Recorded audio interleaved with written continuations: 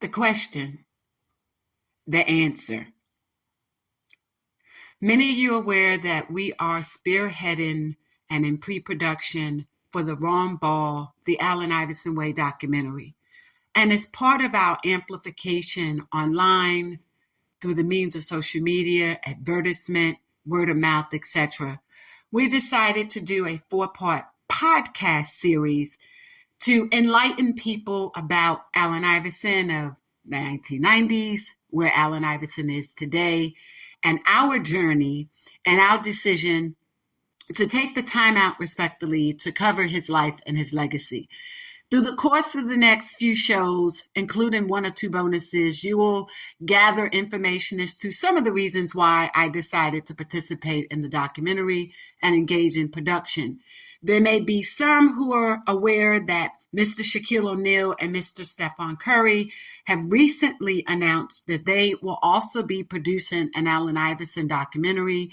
But let us be clear, although we did allow them to know what we had been doing almost a year in advance before their decision to go forward, we did offer the opportunity for collaboration. If that does not happen, we will continue to do exactly what it is we're doing. So, that being said, as part of this amplification, Mr. Allen Iverson on April 12th through the 14th of this year, 2024, will be the subject of an NBA 76ers immortalization, which will include him being immortalized. That basically, long and short, they have a statue for him on Legends Walk. So the question, the answer, why is Allen Iverson being immortalized? Does he deserve a statue? There have been many, many questions, speculations within sports journalism circles, as well as those in sports, fitness, and recreation, entertainment industry, who believe that he is not deserving of a statue, that he's not deserving of being immortalized. So again, the question, the answer, why? I wanted to take an opportunity to draw on that as part of the 4-part series and jump right into it. Many of us are aware that Philly 76ers have 2 basic locations, one directly located within the ambit of the city of Philadelphia, if you will, which is the Wells Fargo Arena, and then their practice facility that's in New Jersey. I throw out practice because it's so interesting that many people unaware of what was going on with Mr. Iverson's life at the time of the alleged practice rant. He's now going to be known for the rest of his life, if you will, for having a statue at a practice facility. So that being said, let me just throw this out there. He had lost a dear friend of his named Rashawn Langford, who is from New York, such as I am. His family was from the Bronx, and he was shot and killed. And as a result of that, that is in part some of the issues that Allen Iverson was dealing with at the time when he was presented with questions by the media with regard to his game, his appearance, and whether or not he's actually participating in practice. So I wanted to throw that out there. Back to the question and the answer. Why is Allen Iverson being immortalized? Okay, he's joining the ranks of the likes of a Charles Barkley, a Wilt Chamberlain, Maurice Cheeks, Billy Cunningham, Julius Erving, Dr. J, Hal Greer, Bobby Jones, Moses Malone, and Dolph Schayes. Now, a lot of people don't know about the history of the last 2. Moses Malone was Allen Iverson's mentor. A lot of people don't know that. Yes, Moses Malone was one of Allen Iverson's dearest mentors. We have a lot of information about that we're going to be going in very detailed during our documentary. But yes, Moses Malone, and he's no longer with us. And so that being said, Dolph Schayes, is no longer alive. And unfortunately for him, he, unlike Allen Iverson and many of the other gentlemen, was not alive to experience the opportunity to be remembered by his peers and colleagues within the professional sports arena. He had already transitioned by the time his statue was actually erected in his honor. And so the question, the answer, when you think about these names, these are ballers, legends, but they also have chips, right? And so that has become part and parcel to the conversation as it pertains to Allen Iverson. So the question, the answer, do you only remember somebody, immortalize them when they are a champion? That depends on whose lens you consider. Because only 3 players out of the NBA draft class of 1996 have been subject to such honors. Kobe Bryant, he received his this year, February 2024. But listen, Kobe had 5 chips, 2 MVP finals, 18 NBA All-Stars, etc., etc., etc. Allen Iverson didn't have any. The other is Stephon Marbury. Although he was not erected or recognized in the United States, from that class in 1996, he does have a beautiful statue in Beijing, China, where he did deliver championships for them. So of the 3 from his class, one of the most distinguished class in NBA history, which you will hear more about when I complete the Wrong Ball, the Allen Iverson Way documentary, one then asks, why would Allen Iverson be worthy of a statue? He doesn't have chips. He's not an 18-time All-Star. So let me break some things down for you. There are different types of statues erected in honor of NBA players. He is not receiving an arena statute, the one in front of the Wells Fargo building. Okay? His is at the practice facility on Legends Walk, which is still very, very esteemed. But there are many that are going to compare his statue to state, does he deserve one at all? And many people are misstating because they're referencing individuals who have arena statutes. Allen Iverson is not in front of the Wells Fargo Arena that's currently in Philadelphia, that currently serves as the home court for the Sixers. So let me give you some background on Legends Walk. I just gave you the names of the people who were there. But let me give you some history of those who will be joining, or to whom Allen Iverson will be joining the ranks of, as it pertains to the erection of a statue. Dominique Wilkins, played for the Atlanta Hawks, has an arena statue erected in Georgia, Atlanta. He never had a chip. His was erected in 2015. He, like Allen Iverson, played for the team, was a home team favorite, but then he too had to play overseas. He played in Greece.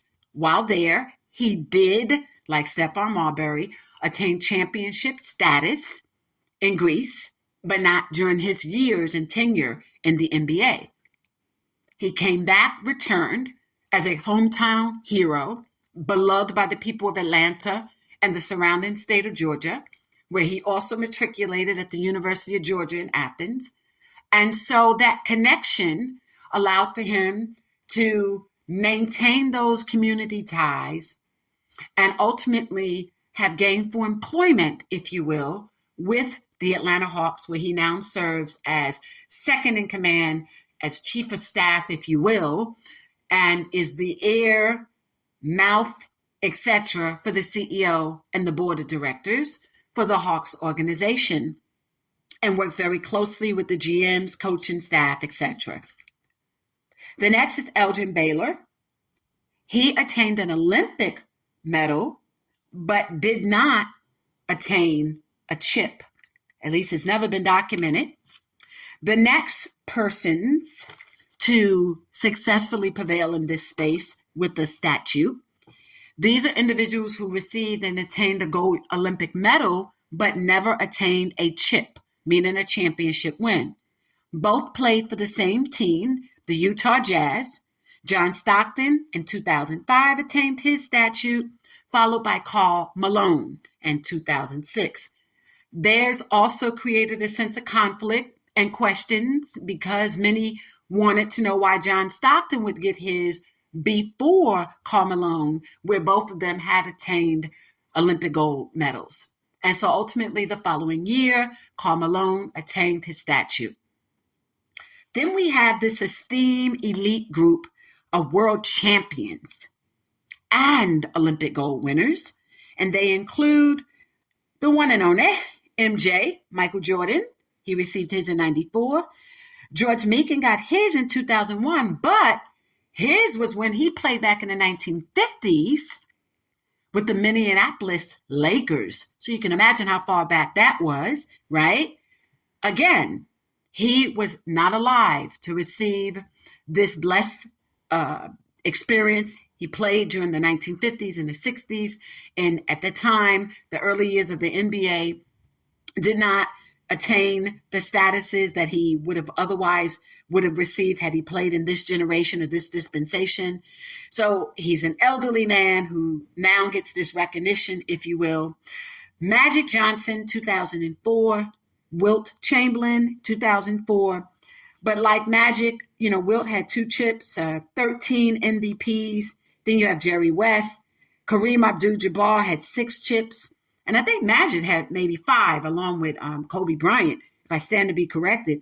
And then you have Shaquille O'Neal, who got 4 champions chips. He got 3 with LA and 1 in Miami. He's also a 3-time MVP winner. And then we have Dirk Nowitzki. He played for the Dallas Mavericks. So when, again, we look at this esteemed group, the question and the answer becomes, why Allen Iverson? You notice I took a pause. Because if we get caught up with that, we ultimately forget some of the other things that this young man did during his tenure with the 76ers. This is not the NBA saying to him, we're giving you a statue that's one of our best. This is the home team stating, for what you brought to the city of Philadelphia, the surrounding areas, and to the fans, we believe you are deserving of an opportunity to have your legacy preserved beyond being a Hall of Famer on the Legends Walk. Okay? To that extent, it's more than a statue. It's more than a statue. There are many who feel like in lieu of that, and I'm one of them, that Allen Iverson would probably forego, that would be the proper word, probably forego a statue for an opportunity to have gainful employment and be in the front office of an NBA franchise, particularly that of the 76ers, and the capacity as management, player developer, director of community outreach, ambassador, etc. If anybody has ever been in attendance post-retirement for Allen Iverson, who retired October 30th, 2013, his official announcement, stopped playing in the NBA in 2010, I think many will know, if you just look into his eyes, you could see the pain associated with his disassociation with the team on that level. Ultimately, it's almost as though he's often used as a prop for the team. If you, like myself, have ever been in the arena when he's been present post-retirement, he's there, he's taking pictures, he's there, he's interacting, even with the team mascot. I don't like that look when I see that happening, but I get it, I understand it. It's about bringing awareness, connecting with the fan base, etc. But I believe and know that what he would like to do more than anything in the world is to be an intricate part of the organization and be respected on that level, more so than any statute can do. And the owners, David Blitz and Josh Harris, have all but given Allen Iverson what he has asked for.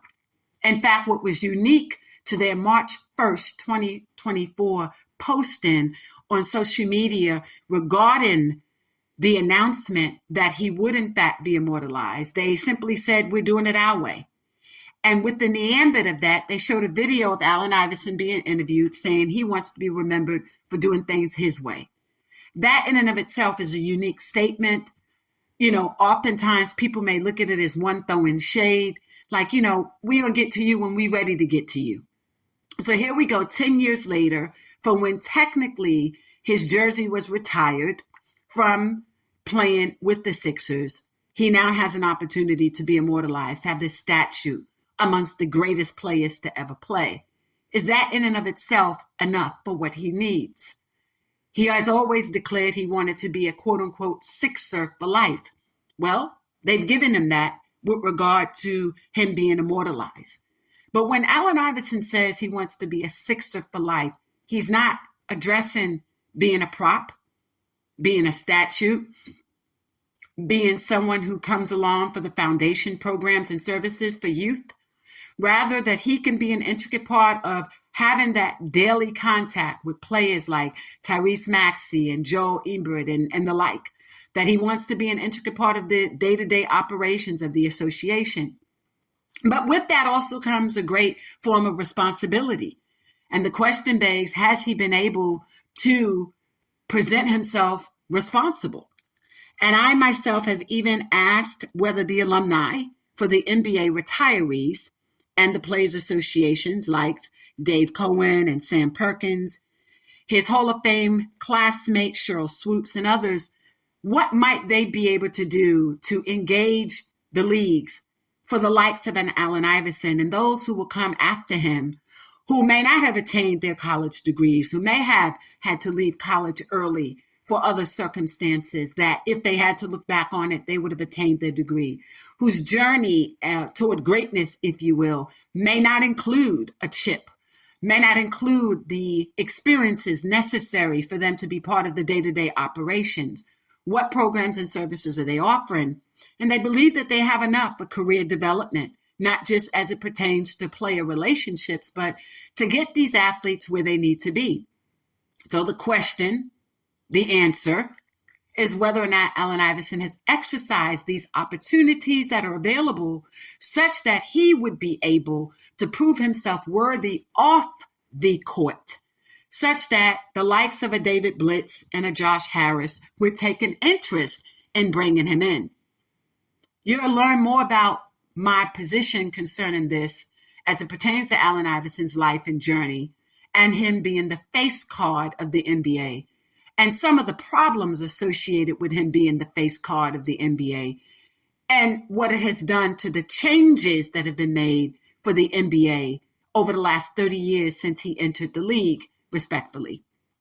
You'll hear that in The Wrong Ball, the Allen Iverson Way documentary. But in the meantime, in between time, we got to give him props for what he did do under the circumstances. Here we have a young Black male born to a single parent, 15-year-old woman, teenager, excuse that, who did the very best she could as a parent, a father who was incarcerated, but then he was blessed with Mike Friedman, who, although also was incarcerated, served as a father figure for him. I'm not going to discuss Gary Moore of MME and the role that he played in Allen Iverson's life in this episode. I'm going to be discussing that in another portion of the podcast entitled No Mo Questions, the final answer. And I think in that mindset, you all will have more of an understanding why he's not being presented here as an intricate part of Allen Iverson's life. And I'm not mentioning Henry Q. Gaskins either at this stage. But what I will mention is that this young man who encountered a lot in his lifetime, different than most players then, and especially the new face cards of the NBA today, many whom are the sons and grandsons of former players within the league, many whom are the sons and grandsons and or relatives or individuals who have team ownership rights and or who have invested interest or vested interest, stakeholders in the NBA front office, corporate, and the like. And so his lifestyle and life was different. It was just different. Notwithstanding the incident that transpired in Virginia, which we label as the Virginia 4. That's one of the subtopics we will also be addressing, but through an entirely different lens regarding the truth of what actually happened and how that truth impacted Allen Iverson's future.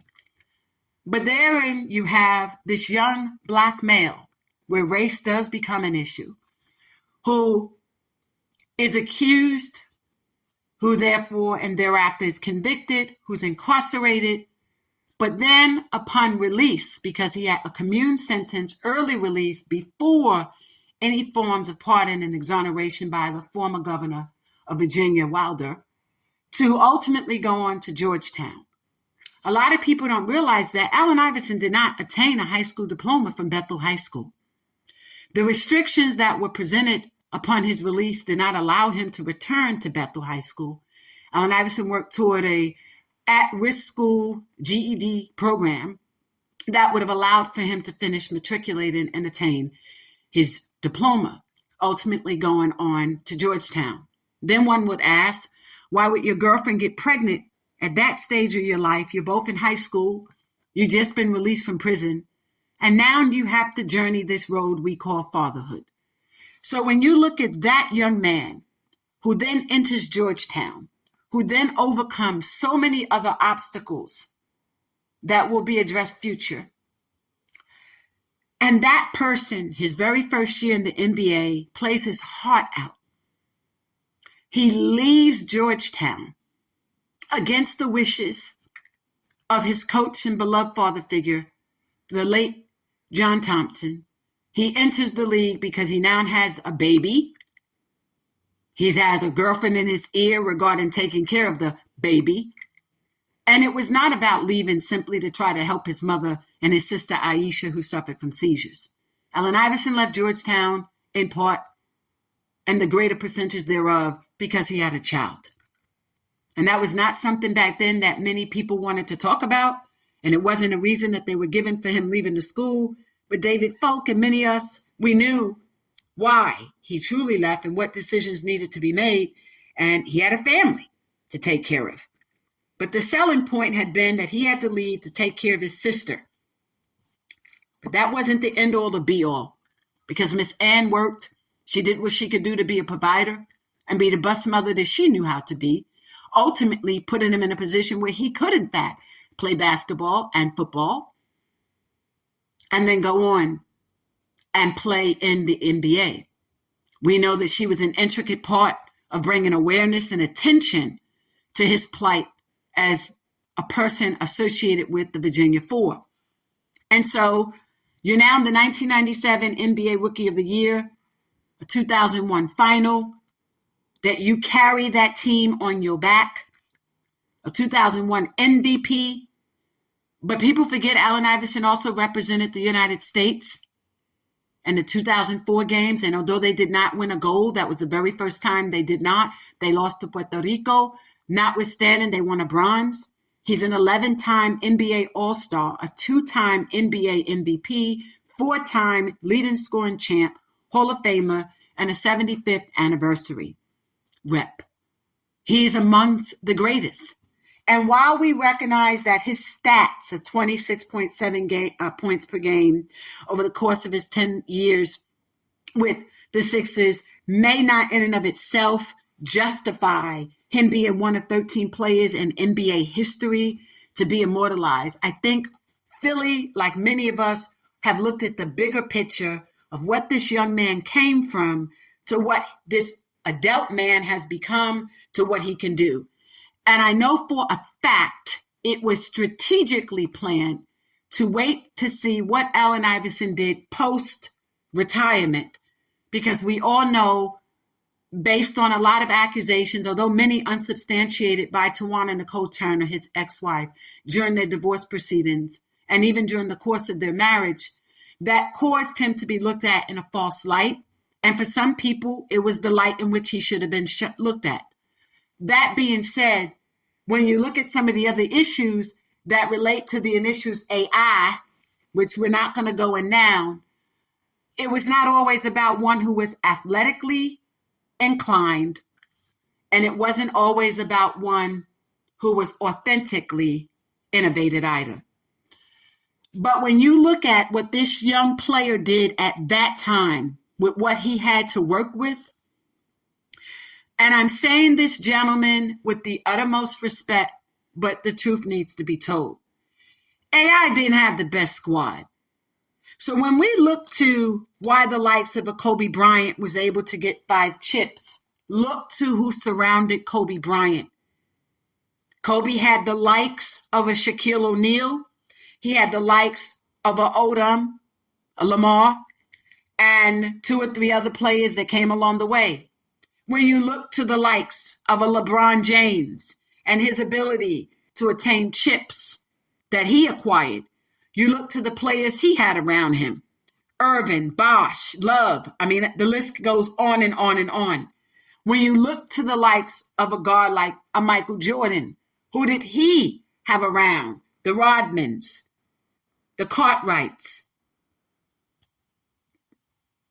You already know who I'm getting ready to say. Pittman, right? Scottie Pippen, okay? The Pip man, right? He had him. He had that around him. He had Kerr around him. Allen Iverson did not have that at that time. He had Theo Ratliff and Dikembe Mutombo. They played their best game. They were considered Philly's all-stars. Then Philly had a salary cap issue. And I'm not going to go into detail as to how that works for this show, but you only have enough money, or they only allocate enough money to be paid to specific players over a duration of time. And if you can't fit the best of the best within that elite cap, you can't really move any players. You can't ultimately do what it is that needs to be done to get the players that you want to get Allen Iverson what he needed. Okay? Many of you referenced the Allen Iverson that didn't practice, the Allen Iverson that hung out late at night, the Allen Iverson that would go to the strip clubs and hang out and be seen at hotels and casinos. I get that. I know that. I'm not stupid. Trust you me. I know the wrong ball that ended up in the right hands, the Allen Iverson way. I know this. Okay?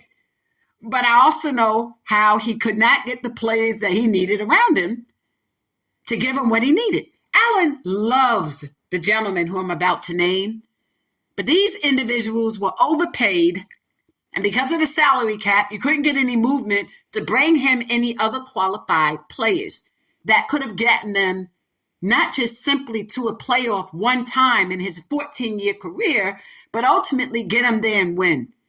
Aaron McKay, Cal Cover, Kenny Thomas, Eric Snow, Mark Jackson, okay? And then with all due respect, he had veteran players over the course of that time. He loves these guys, but I'm giving you the real. He had a Derek Coleman, a Keith Van Horn, Chris Webber, Glenn Robinson, Matt Geiger, but these were vets that could not get that team during those years that he had tenure with the Sixers to a victory. Jerry Stackhouse, Larry Hughes. He didn't have the front court, then you don't have the back court. Or you got a back court, you don't have a front court. But for what Allen Iverson did in fact have, he is worthy of the recognition. He is worthy of what he attempted to do with the team that he had. This young man would put up 30 to 40 points for some games, although his average is 26.7. There were games when Allen Iverson would literally play every bit of 40 minutes. Was he a head case at times? Yes, he was. Was he difficult to coach at times? By all accounts, by all 3 coaches, he could have been, and he was. By the time he matured to understand what it was they was trying to do, it was ultimately too late. But the opportunity to recognize what he was able to do with what he had to do with, and his willingness to do and be the best player that he could have been at that time, is deserving of recognition. Is it deserving of the recognition on the legendary walk? Yes, it is. Because the legendary walk are those individuals who are not simply Hall of Famer legends, but those who hold folklore legend and nostalgia legend and are legends. And Allen Iverson meets all 3 of those. To the fans of Philadelphia, those of the surrounding area, those to the culture. And he brought fans to their feet every night and did the best that he could while he was there. And for such reasons, he is being immortalized. Congratulations, Allen Iverson, on a job well done. See you April 12th through the 14th.